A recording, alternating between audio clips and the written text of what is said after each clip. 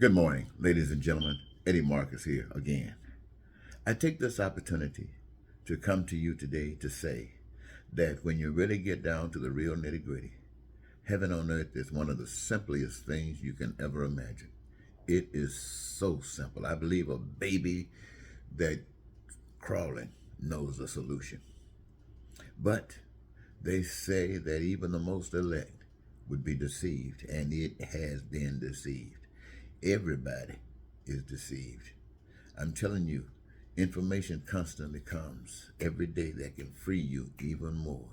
And if you can be freed more, that means that to a certain degree you are deceived, and we all are deceived. But one thing that really tells me that a secret has been given is that we should love our enemies. Love our enemies. Just think about if uh, if Cain had loved his brother,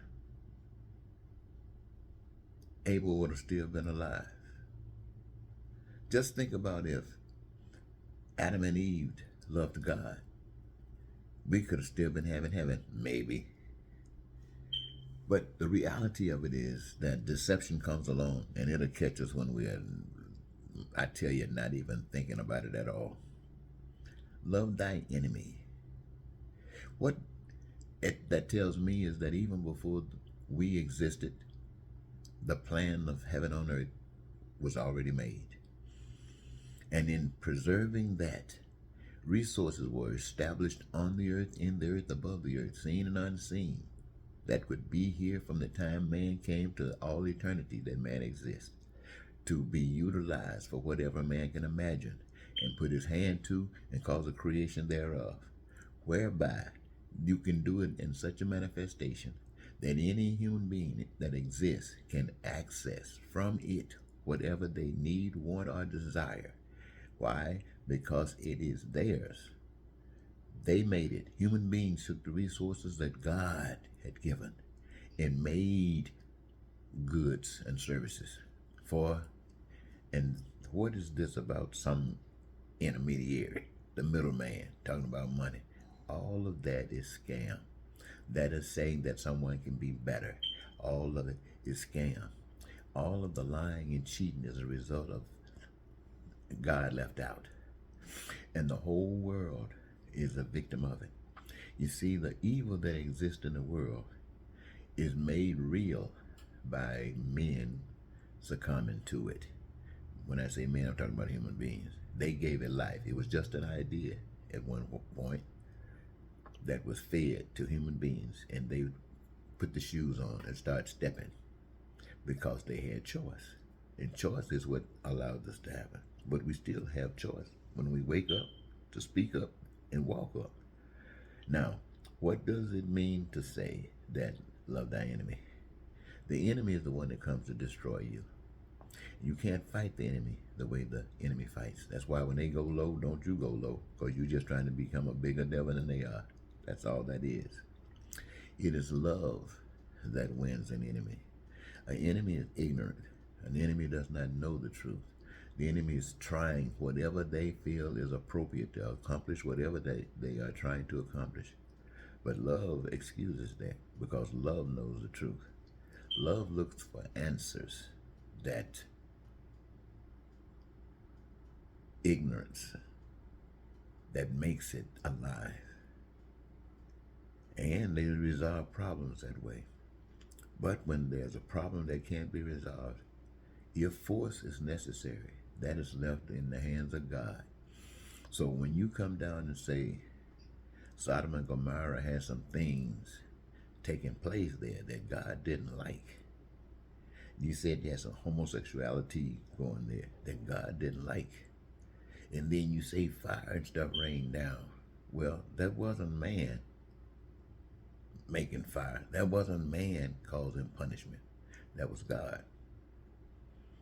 So our job is, if we all of a sudden are confronted with something that we don't understand and we don't like it, then our job is to find out what causes it.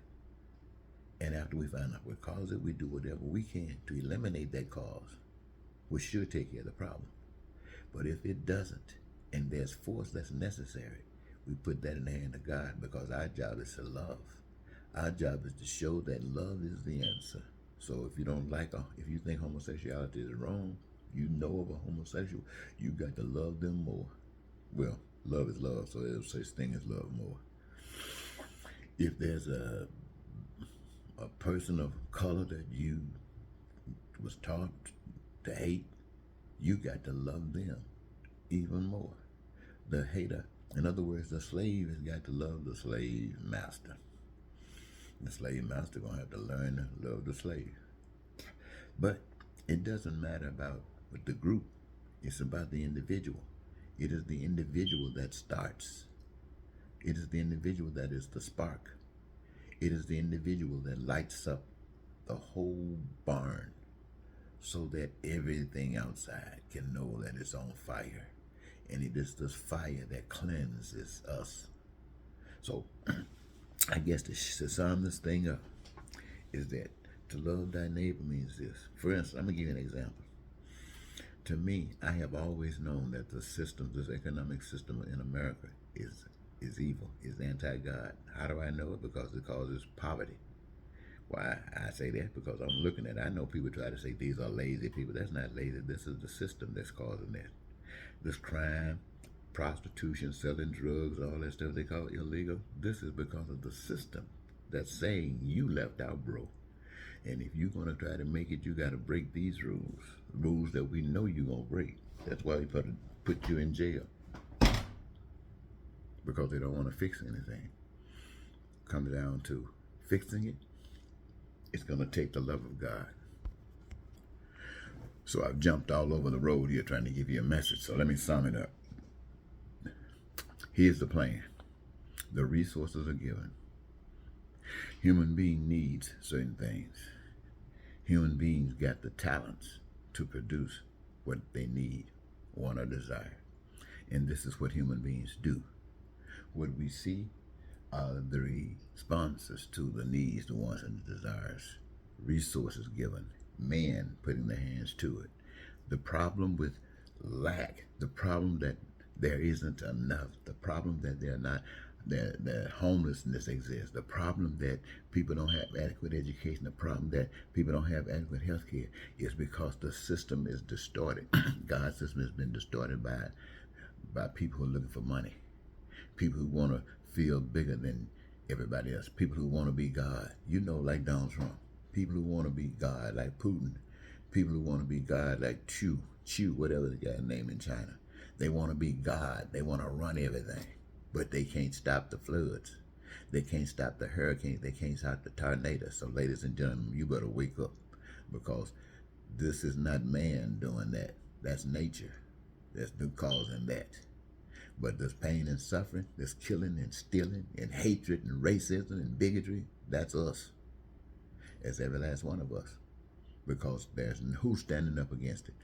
Just talking is not enough. You got to draw that kind of attention that matters. And what does that mean? Getting rid of poverty. Making sure that everybody got what they need. You have to change in order to do that. So let me just hold it for a minute. I thought I'd change my atmosphere just to summarize this up for the last time. Here we are. I want you to know that we are in hell. I have mentioned this over and over again. We are living in hell. There is no in between. You either live in heaven or you live in hell. We are living in hell. This hell we created. It was given to us as heaven. We took on another thought and we gave it life, and it is hell. Different parts of the world is more hellish at this time than at other times. It moves around. But ultimately, unless humankind change, the earth will be consumed by evil, and it will destroy everything living on earth, unless God stops it. Now, what am I saying? I'm saying that the richest nation on earth is one of the most obvious nations that's led by evil. When you start talking about the G8 or the G20, when you start saying this group of nations that are so superior to other nations, these are the nations that are more corrupt than others. The fact that they can distinguish themselves out as being these nations, the best, the better, at the expense of all these others, they do not recognize the responsibility that comes with your big hand, the responsibility that comes with your big love. You are to do what others cannot do for themselves. And so, what I'm saying to all of us today, that it doesn't matter where we are at. In these big nations, there are many people there amongst the other people that love God, but not to the extent that they will stand and just lay down their lives. They still got some road to cover. But we all do. The point of it is that if we change our minds and give it back to God, love one another, use the resources, do what we've always done, but do it in such a way that all human beings can access any and part of whatever we as human beings have created when they need it, when they want it, and desire it. We don't have to be afraid of each other. We don't have to lock up our windows. We don't have to worry about being raped. We don't have to be worried about being robbed. We don't have to worry about any of that stuff. So I offer you today God instead of a Republican or a Democrat, instead of a white man or a black man, or instead of a straight person or otherwise. I offer you God, and you allow that God to live in you. And that's how we will know that God, by what you do and the way you do it. We don't know nothing about what you say. Remember that. Goodbye for now.